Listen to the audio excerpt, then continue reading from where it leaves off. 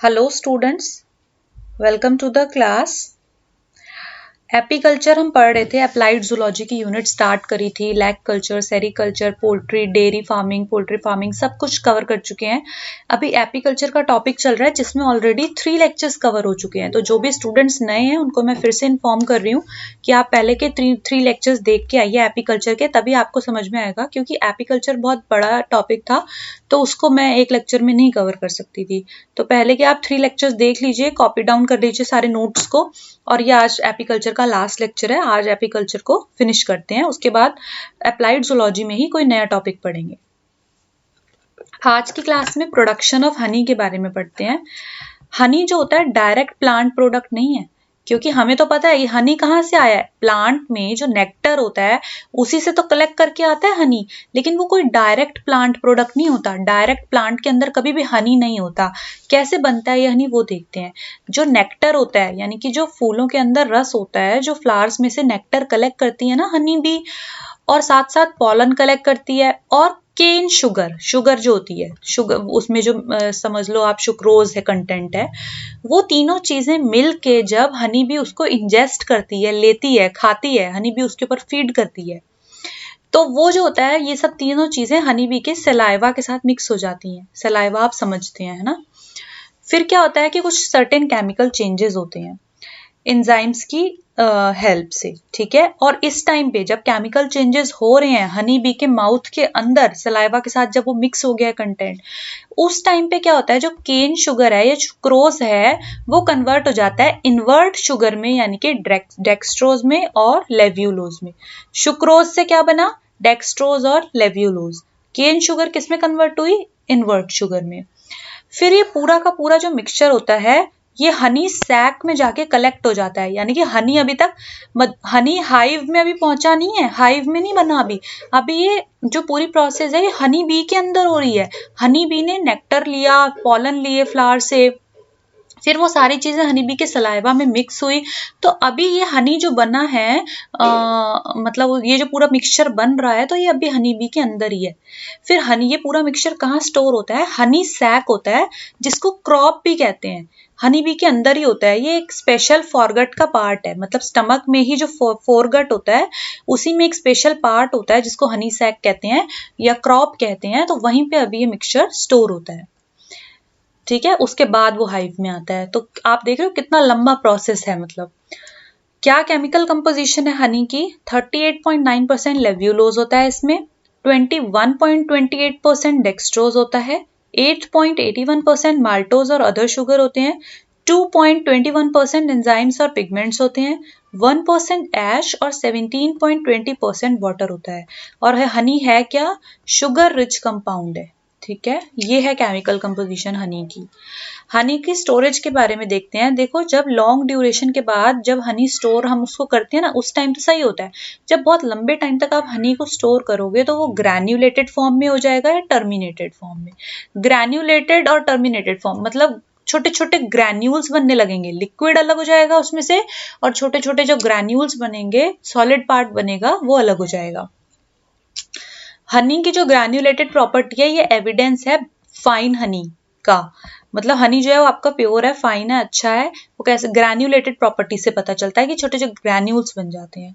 और 10 part of dextrose, मतलब हनी में डेक्सट्रोज और लेब्यूलोज होता है ना, अभी बताया मैंने, जब केन शुगर इन्वर्ट शुगर में कन्वर्ट हो जाती है, सुक्रोज जो है वो डेक्सट्रोज और लेब्यूलोज में कन्वर्ट हो जाता है।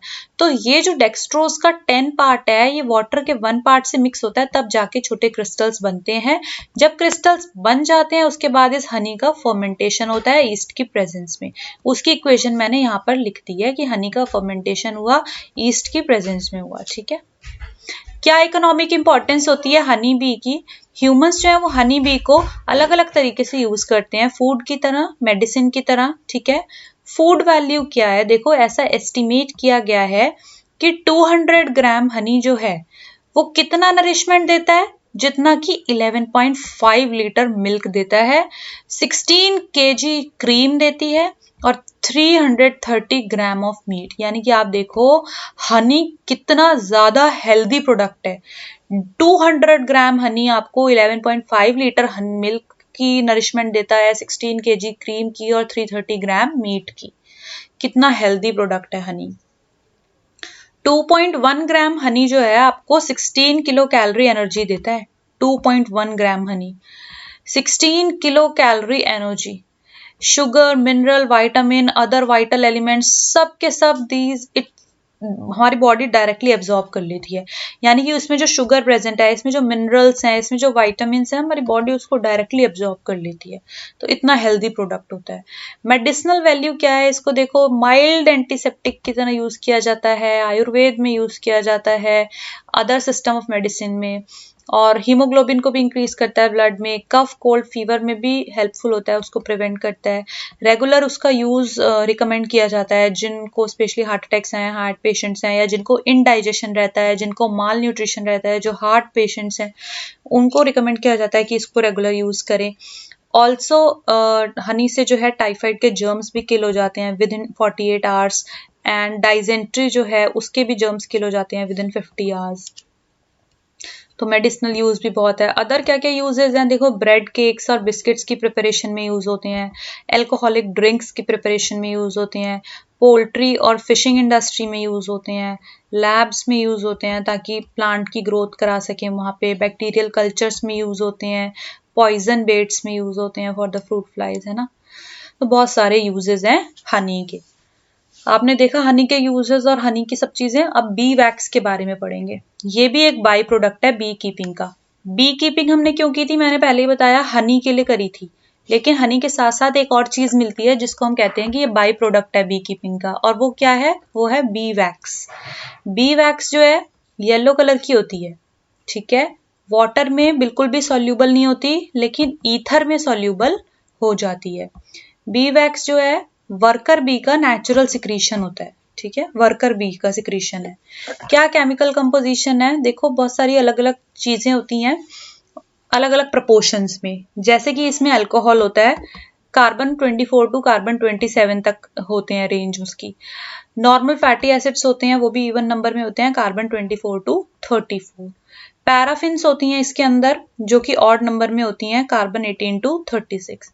और डिफरेंट जो वैक्सेस हैं वो इसलिए डिफर करती हैं क्योंकि ये सारे जो कॉन्स्टिट्यूएंट्स हैं, पैराफिन है, फैटी एसिड है, अल्कोहल है, अलग अलग प्रपोर्शंस में प्रेजेंट होती हैं, इसीलिए वैक्स अलग अलग तरीके की होती हैं। डिफरेंट वैक्सेस जो है बी की, वो इसलिए अलग अलग है क्योंकि सब में ये जो कॉन्स्टिट्यूएंट्स हैं अलग अलग प्रपोर्शन में प्रेजेंट है। क्या इकोनॉमिक इंपॉर्टेंस है बी वैक्स की, कॉस्मेटिक्स में यूज होते हैं, फेस क्रीम, पेंट्स, न्यूट्रिएंट्स, ठीक है, इंसुलेटर, प्लास्टिक वर्क, इन सब में, पॉलिश, कार्बन पेपर और बहुत other lubricants. Also used in lab for microtomy purpose, ठीक है। माइक्रोटोम जानते होगे आप लोग, लैब्स में यूज होता है इंस्ट्रूमेंट कटिंग के लिए, थिन सेक्शंस कट करने के लिए, तो वहां पर भी बी वैक्स का यूज होता है।